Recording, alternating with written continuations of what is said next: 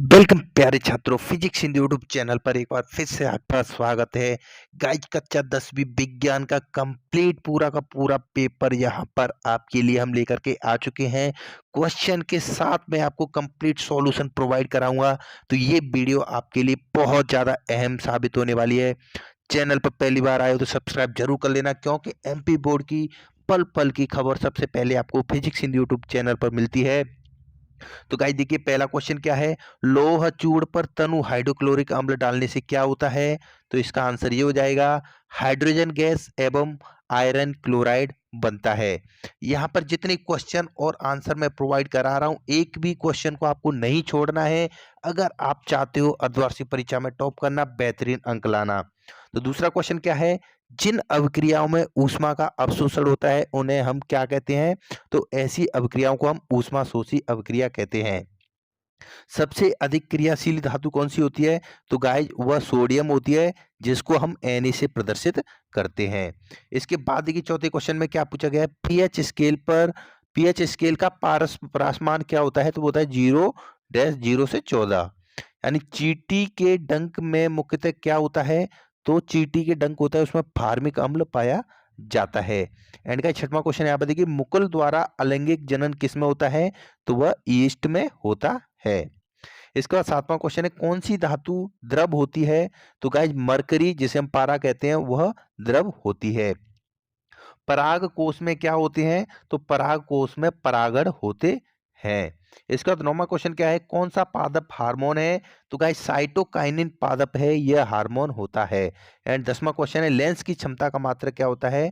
तो लेंस की क्षमता का मात्रक डायोप्टर होता है, जैसा कि आपने पढ़ा होगा। एंड गाइस 11वें क्वेश्चन में पूछा गया है, जब जल धातु के साथ क्रिया करता है तो कौन सी गैस निकलती है। तो गाइस वहां पर हाइड्रोजन गैस, जिसको कि हम H2 कहते हैं, निकलती है। एंड 12वां क्वेश्चन है, अविनेत्र लेंस की फोकस दूरी में परिवर्तन किया जाता है। तो वह पुतली के द्वारा किया जाता है।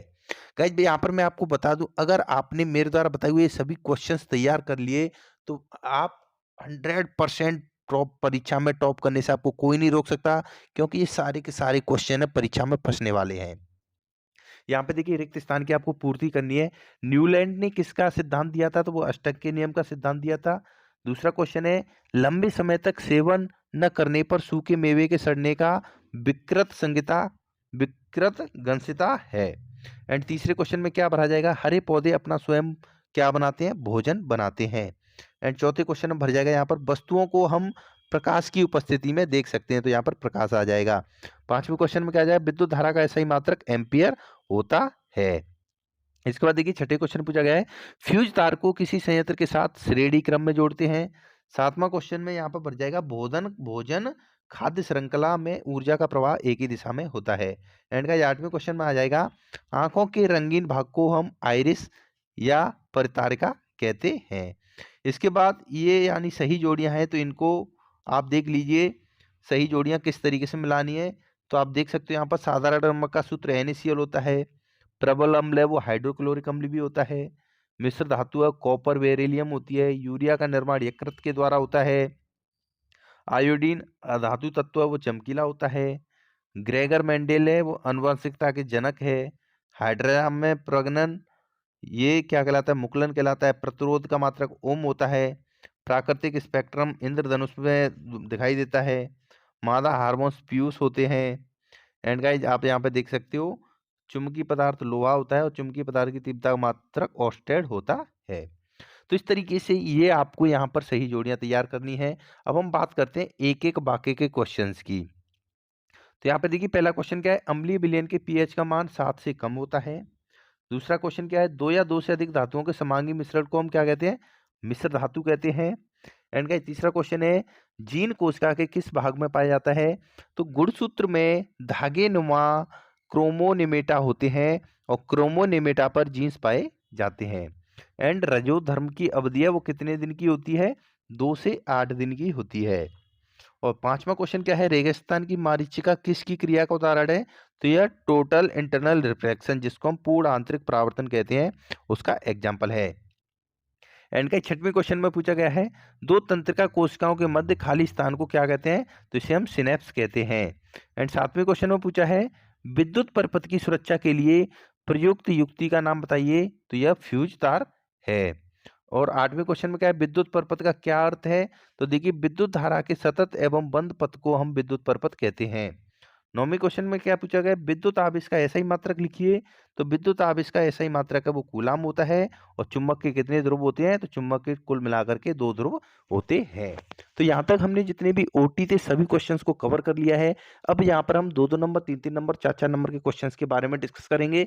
और गाइस साथ ही मैं आपको बता दूं, अगर आप इस पूरे पेपर की पीडीएफ फाइल डाउनलोड करना चाहते हो तो आपको हमारी वेबसाइट पर विजिट करना पड़ेगा physicshindy.com। जिस वजह से आप इस वेबसाइट पर जाओगे तो इसके होम पेज पर पूरा का पूरा पेपर विद सॉल्यूशन के साथ में आपको पीडीएफ मिल जाएगा। तो physicshindy.com वेबसाइट पर एक बार जरूर विजिट आपको करना है। चलिए, तो फटाफट से हम 2-2, 3-3, 4-4 नंबर के क्वेश्चंस को एक बार देख लेते हैं। चुंबक के कितने ध्रुव होते हैं? संचारण से सुरक्षा के 2 तरीके लिखिए। प्लास्टर ऑफ पेरिस के उपयोग बताइए। धातु और अधातु में अंतर लिखिए। धातुओं के गुण लिखिए। परमाणु के आकार को परिभाषित कीजिए। हरे पौधे भोजन कैसे बनाते हैं? हीमोग्लोबिन की कमी के क्या परिणाम हो सकते हैं? मेंडल का प्रभाविता का नियम लिखिए। जनन क्यों आवश्यक है? क्रियात्मक समूह किसे कहते हैं? एक लिंगी पुष्प को परिभाषित कीजिए। उत्तल दर्पण के उपयोग बताइए। प्रकाश के परावर्तन के नियम लिखिए। ओम का नियम क्या है? एंड आवर्धन को परिभाषित कीजिए। जी गाइस, अगर आप इन सभी क्वेश्चंस को याद करोगे तो 101% आपके 90% लाने से कोई नहीं रोक पाएगा। किसी चालक का प्रतिरोध है वो किन किन कारकों पर निर्भर करता है? एंड गाइस, विद्युत परपथ के उपयोग, अवक्षेपण अभिक्रिया। इसके बाद देखिए, मानव नेत्र का आपको चित्र बनाना है, ये काफी इंपोर्टेंट क्वेश्चन है। तंत्रिका कोशिका का चित्र बनाना है। कांच के प्रिज्म द्वारा श्वेत प्रकाश के विक्षेपण का चित्र बनाना है। मानव उत्सर्जन का चित्र बनाना है।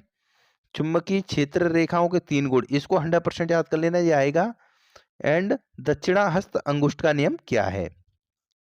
तो अगर गाइस आप इस पेपर को अच्छे से तैयार कर लेते हो तो अवश्य ही बेहतरीन नंबर लाओगे। इसका सॉल्यूशन का पीडीएफ फाइल चाहिए तो physicshindy.com वेबसाइट पर एक बार जरूर विजिट करें।